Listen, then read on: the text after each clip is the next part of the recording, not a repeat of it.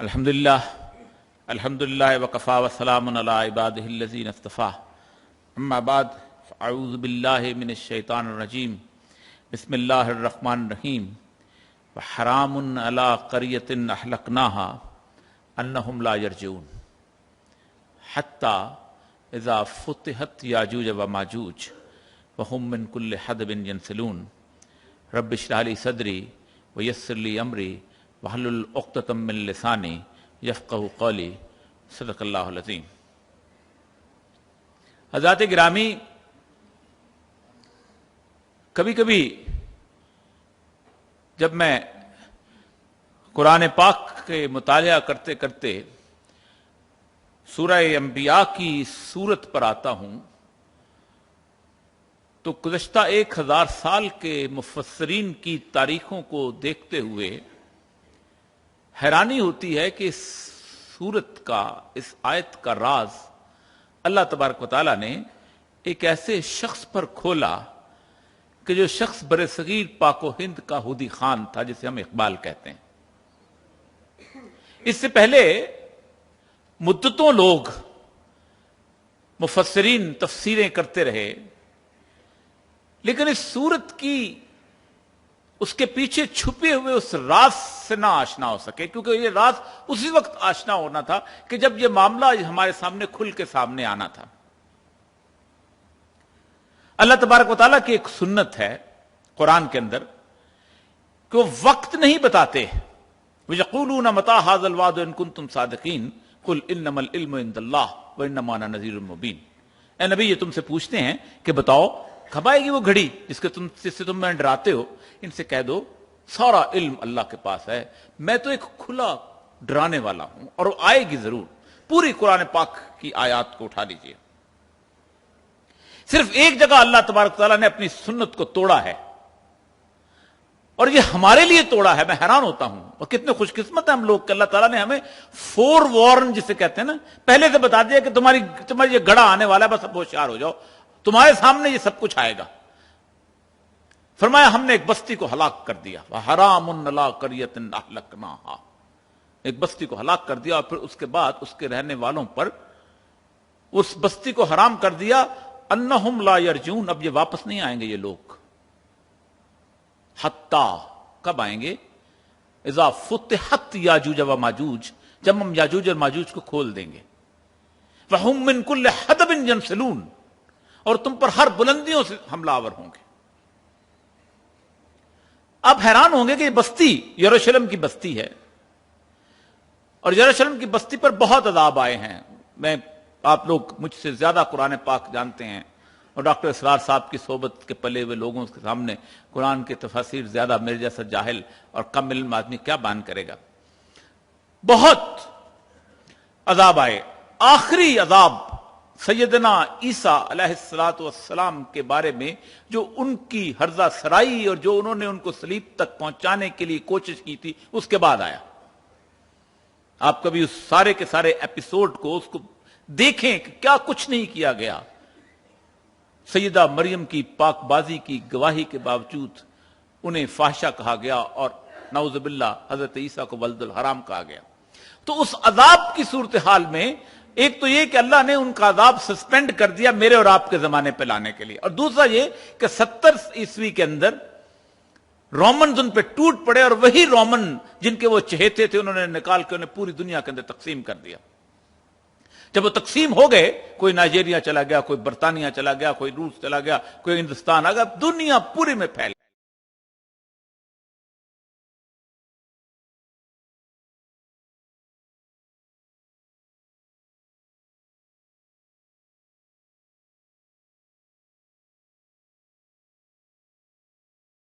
They can come as tourists.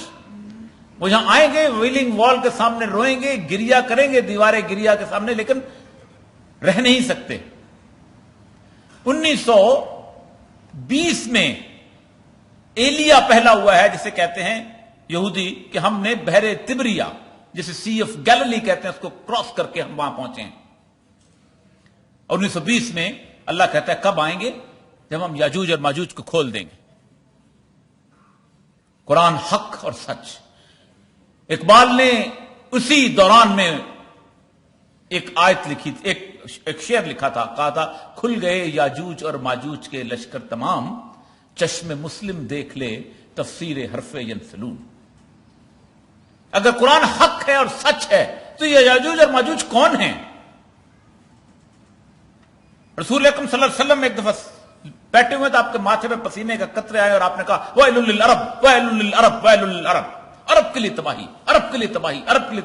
مسلمانوں کے لیے تباہی کی بات نہیں کی، اس کی حکمت بہت واضح ہے، عرب کے لیے تباہی فرمایا، اس لیے کہ میں اگر کہوں کہ مجھے بلے شاہ کا کلام سمجھ نہیں آتا تو میرے پاس کوئی عذر موجود نہیں ہے، میں اگر کہوں کہ مجھے وارث شاہ سمجھ نہیں آتی تو مجھ پہ کوئی عذر نہیں ہے، میں سر بھی دھنتا ہوں، میں ہیر بھی گاتا ہوں، میں بلے شاہ کی کافی کے اوپر جھومتا بھی ہوں۔ عرب یہ کہے کہ مجھے قرآن سمجھ نہیں آتا تو اس کے پاس کوئی عذر موجود نہیں ہے، ہم تمہاری زبان میں تم نے قرآن اتارا۔ وَيْلٌ لِّلْعَرَبِ، عرب کے لیے تباہی، مِن شَرٍّ قَدِ اقْتَرَبَ، ایک ایسا فتنہ جو بہت نزدیک آ گیا۔ پوچھا سیدہ زینب بنت جحش نے، یہ کیا ہو گیا یا رسول اللہ؟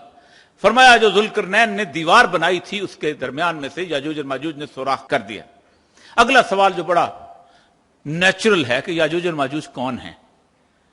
پوچھا کون ہیں؟ فرمایا یہ وہ ہوں گے جو بنی نوع انسان میں سے ایک ایسی قوم ہے کہ ایک وقت آئے گا کہ 90 وہ ہو جائیں گے اور 10 تم رہ جاؤ گے۔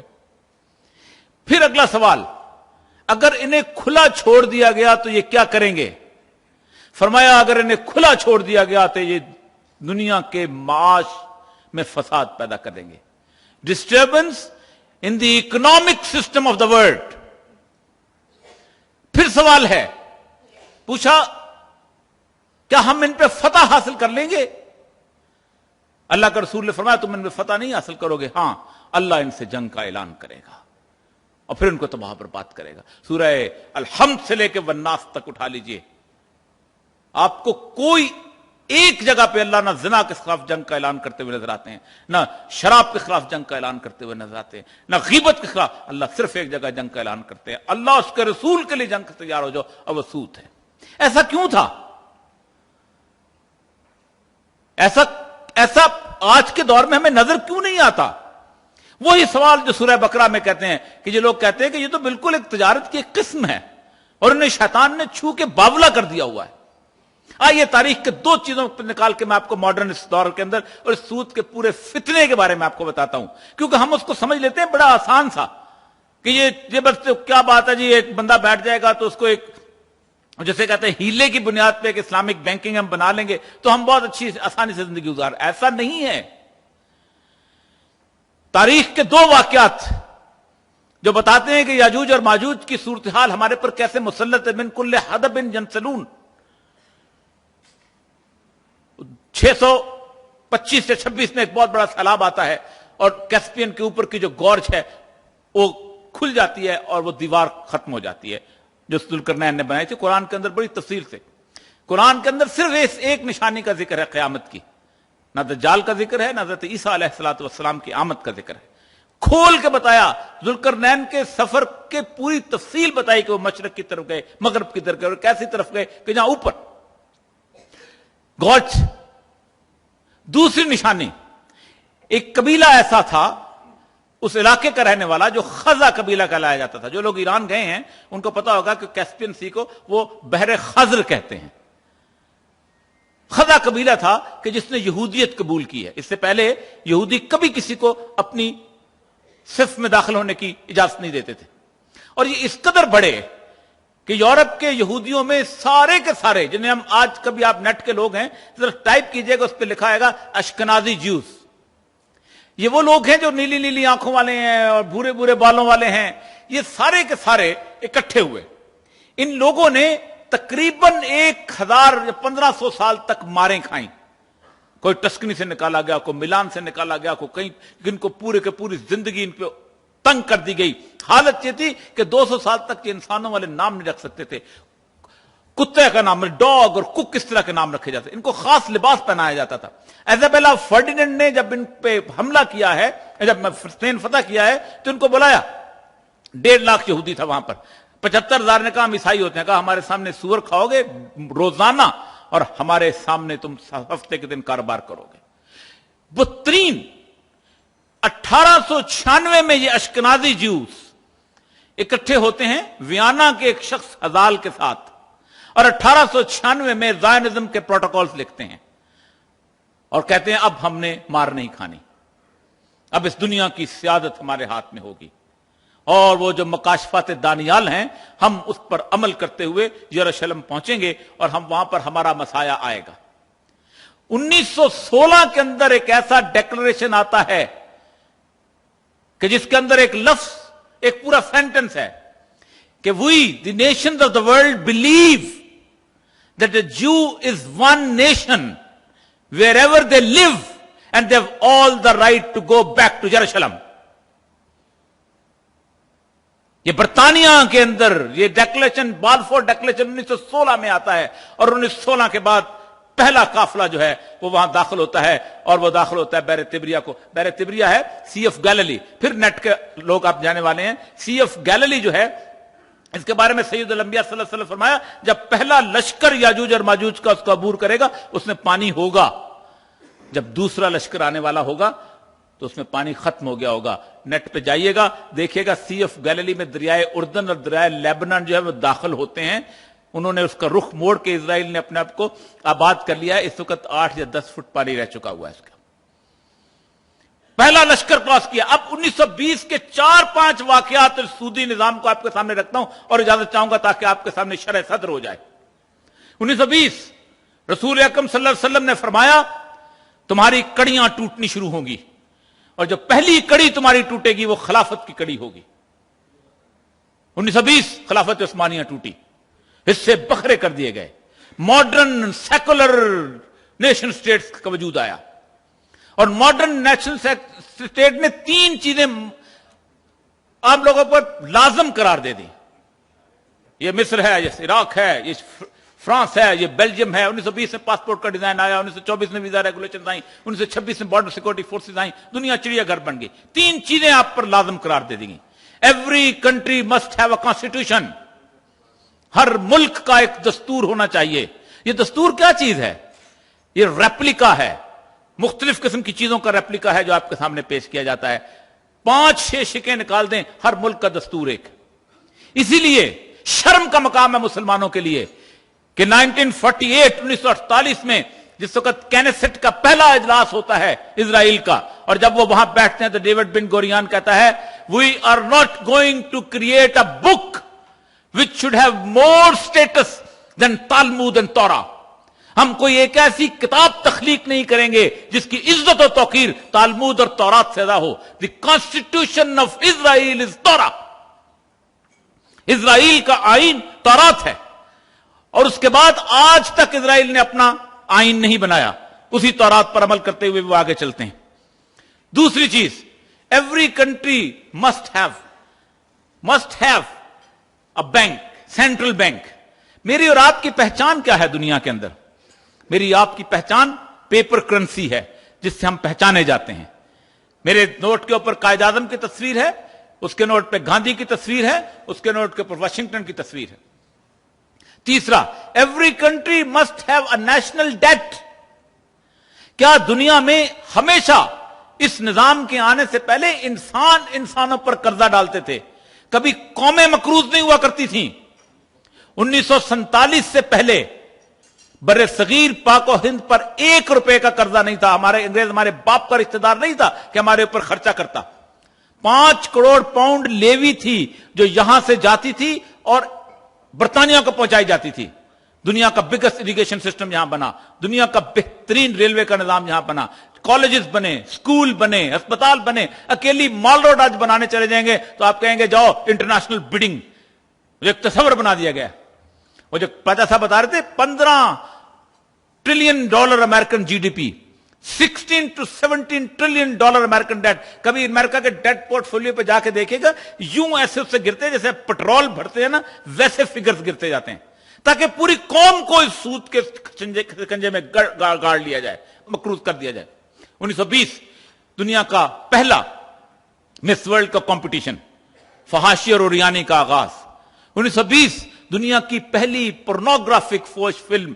दुनिया के अंदर पेपर करेंसी को एक ऑक्टोपस की तरह फैलाया गया। और 1945 में जिस दिन नॉर्मंडी फतह हुआ है, उस दिन पहला बर्टन वुड और एग्रीमेंट किया गया कि अब ये करेंसी जो है, ये अब इस दुनिया के अंदर गोल्ड इक्विवेलेंस की बुनियाद पे आएगी। 1972 में एक सादा लो सदर फ्रांस का, वो अमेरिका में चला गया और उसने निक्सन के पास जाके कहा, हजरत हमारे $2 बिलियन हमारे पास हैं, आपके पास हैं, आप हमें उसके बदले में जो सोना इक्विवेलेंस है वो दे दो। उन्होंने कहा, अच्छा, ये वादा तो हमने ऐसे नहीं किया था, ये तो वादा पूरा करने के लिए नहीं किया था। फिर इकट्ठे हुए और कहा, गुडविल ऑफ द कंट्री, हम डिटरमिन करेंगे कि कौन सा मुल्क ज्यादा अमीर है और कौन सा मुल्क ज्यादा गरीब है, किसकी करेंसी में ज्यादा ताकत है। और उसूल जब बनाया गया कि एक हम बनाएंगे बैंक ऑफ इंटरनेशनल सेटलमेंट्स, जो तय करेगा कि कौन से मुल्क की करेंसी मजबूत है। Nigeria is an oil rich country. Nigeria एक सबसे बड़ा तेल ऐसा जखीरा है जो सऊदी अरब के पास से भी 1.5 गुना ज्यादा है, उसकी करेंसी कमजोर है। आइसलैंड जहां घास नहीं उगती वहां उसकी करेंसी मजबूत है। इस पूरे शिकंजे में से निकला क्या? इस पूरे शिकंजे से जो चीज निकली वो थी एक international democratic secular system. $6.8 billion Obama को मिलते हैं तो इलेक्शन लड़ता है। 4.5 बिलियन यूरोज जहां सरकोजी को मिलते हैं तो इलेक्शन जीतता है। गॉर्डन ब्राउन को मिलते हैं तो इलेक्शन जीतता है। आज पाकिस्तान में आप कहें नॉन पार्टी इलेक्शन कराओ, कहे ये ज़िया-उल-हक का चमचा गद्दार। पार्टी का इलेक्शन क्यों होता है? इसलिए कि पूरी की पूरी पार्टी खरीदी जाती है। आप पूछे नवाज शरीफ से, आज पूछे जरदारी से, आज पूछे इमरान खान से, हमारे पास पैसा आता कहां से है? कोई हिसाब नहीं। दुनिया की कोई सियासी पार्टी अपने अकाउंट्स का हिसाब नहीं दे सकती कहां से है। जो आखिरी दफा ये जो सेनेट के इलेक्शंस हुए, इसके जब बिल्स इतने बढ़ गए $4.6 बिलियन इंटरम इलेक्शंस के, तो लोगों ने पूछा कहां से आया? उन्होंने कहा हमें कुछ पता नहीं है। ये तो लोगों ने इंडिविजुअल, जैसे हम कहते हैं हमारे जैसे हमारे कहते हैं, वो जी मेरे मद्दाहीन खाना खिलाते हैं, मेरे मद्दाहीन ये कर। एग्जैक्टली यही आंसर दिया गया, एग्जैक्टली यही आंसर दिया गया जब गॉर्डन ब्राउन से पूछा गया कि 2 बिलियन की तुम्हारी इश्तिहाराती मुहिम कैसे चल गई? तो उसने कहा तो वो तो एक हमने कॉक्सिस बनाए हुए थे और वो लोग खुद ही खुद इश्तिहार देते थे। ये सब कैसे होता है? इसलिए होता है कि जो आर्टिफिशियल क्रेडिट क्रिएशन होती है। एक किताब कभी कभी मैं जरूर कहता हूं पढ़ा करें, अल्लामा इकबाल ने 1905 में एक किताब लिखी थी, उसका नाम है इल्मुल इक्तिसाद। वो किताब ऐसी है कि 2014 तक जो सवाल आज तक इकोनॉमिक्स के हैं, अल्लामा इकबाल ने उसके अंदर बता दिए हुए। वो किताब लेके उन्होंने कहा कि अंग्रेजी में लिखी, फिर उन्होंने उसमें उर्दू में तर्जमा किया। वो लाहौर शहर में घूमते रहे कि कोई शख्स उनकी किताब छाप दे, कोई किताब छापने को तैयार नहीं था। इकबाल ने वो खुद किताब लिखी और छापी, और उसके ऊपर वाहिद किताब है जिसके ऊपर डॉक्टर अल्लामा इकबाल ने लिखा, शेख मोहम्मद इकबाल लिखा हुआ है। अल्लामा इकबाल उसमें कहते हैं कि बैंक जो है ये कर्जा नहीं देता, बैंक भरोसा बेचता है। एक 10 लाख का कागज है, ये कागज मैं लेता हूं, गन्ने वाले के पास जाता हूं, गन्ने वाला चीनी वाले के पास जाता है, चीनी वाला जो है वो खाद वाले के पास जाता है, खाद वाला जो है दवाई वाले के पास जाता है, और बैंक जो है वो 1 करोड़ रुपए का मालिक बन जाता है। ये वो आर्टिफिशियल क्रेडिट क्रिएशन, जैसे शायद सिद्दीकी साहब तशरीफ लाए, उनके सामने मेरे इल्म की कोई मकाम मर्तबा नहीं, जिसे M1 और M2 कहते हैं। आज पाकिस्तान के लोग चेक लेके बैंक के दरवाजे पर खड़े हो जाए कि हमें सिर्फ इसके बदले में वो कागज के जाली नोट दे दो जो हुकूमत पाकिस्तान ने छापे। बैंकों के पास वो जाली नोट देने के लिए भी पैसे नहीं होते। इस वक्त पाकिस्तान के अंदर तकरीबन जो खातेदारों की तादाद है वो तकरीबन 2 करोड़ 20 लाख स्टेट बैंक की फिगर्स हैं। उसके अंदर जो 10 लाख से कम हैं वो 1 करोड़ 60 लाख के करीब है, जिनको धक्के दे देकर कहा गया है कि तुम जाओ सूद के निजाम पे, तुम्हें तनख्वाह नहीं मिलेगी, खबरदार बैंक में अकाउंट खोलो, तुम जमादार हो, जाओ बैंक में अकाउंट खोलो, हम नहीं देते तनख्वाह तुमको। धक्के देकर जिनको भेजा गया। सिर्फ 4 बंदे अगर एक बड़ा महकमा मुलाजम रख ले कि जो लोगों की तनख्वाहों को हैंडल करे, तो किसी को बैंक जाने की जरूरत नहीं। 8,925 लोग ऐसे हैं खातेदार जिनके पास 1 करोड़ से ज्यादा की मालियत के अकाउंट्स हैं। इन 8 करोड़ 925-26 के करीब लोगों के लिए पूरे का पूरा सूद के निजाम का जाल बिछाया गया है। इसलिए कि ये सूद का जो निजाम है ये करता क्या है? ये 45 करोड़ कॉरपोरेशन हैं दुनिया की, उसको 500 कोर कॉरपोरेशंस कंट्रोल करती हैं, उनको 500 को 20 बैंक कंट्रोल करते हैं, और उन 20 बैंक को गिराने के लिए अगर कोई ताकत आती है तो हमने एक इंश्योरेंस का पूरा सिस्टम खड़ा किया हुआ है कि ये बैंक डूबने ना पाए, मेरा पैसा इंश्योरेंस में मौजूद है, मैं बैंक को आके खड़ा कर देता हूं। ये वो पूरा जाल है हत्ता इज़ा फुतिहत याजूज व माजूज, जो मैंने आपसे कहा है, जो उस निजाम का हिस्सा है। और अल्लाह ने फरमाया वहुम मिन कुल्ले खदबिन यनसिलून, तुम पर वो हर बुलंदी से हमलावर होंगे। पूरा बैंकिंग सिस्टम कहां से आता है? सैटेलाइट से। तमाम आपकी फाशी और पोर्नोग्राफी कहां से आती है? सैटेलाइट से। आपका पूरे का पूरा इस वक्त दुनिया का निजाम, जिसमें ड्रोन हमलों से लेके हर चीज सैटेलाइट कंट्रोल होता है। और जो इकबाल ने कहा था, खुल गए याजूज माजूज के लश्कर तमाम, चश्मे मुस्लिम देख ले तफसीर हल्फ यनसलून। हल क्या है? अक्सर लोग कहते हैं हल क्या है? इकबाल ने कहा था, अपनी मिल्लत बस कयास अक़वाम मगरब का न कर, खास है तरकीब में कौम रसूल हाशमी। शिया, सुन्नी, देवबंदी, बरेलवी, अहले हदीस इस बात पर मुत्तफिक हैं कि खिलाफत अला मनहाज नबुवा कायम होगी। कौन है जो इनकार करता है? कोई इनकार नहीं करता। एक कहता है सरमन राग के अंदर हजरत मेहदी बैठे हुए हैं, वो तशरीफ लाएंगे, बिस्मिल्लाह, और क्या कायम करेंगे? खिलाफत अला मनहाज नबुवा, या इमामत कायम करेंगे। हम भी मानते हैं कि सैयदुल अंबिया ने फरमाया, क्या खिलाफत अला मनहाज नबुवा जो हजरत इमाम मेहदी कायम करेंगे वो अक़वाम मुत्तहिदा की मेंबर होगी? क्या खिलाफत अला मनहाज नबुवा IMF की मेंबर होगी? क्या वो बर्टन वुड एग्रीमेंट के तहत पेपर करेंसी लेकर चलेगी? क्या वो कहेगी कि नहीं हम कॉम्प्रोमाइज कर लेते हैं?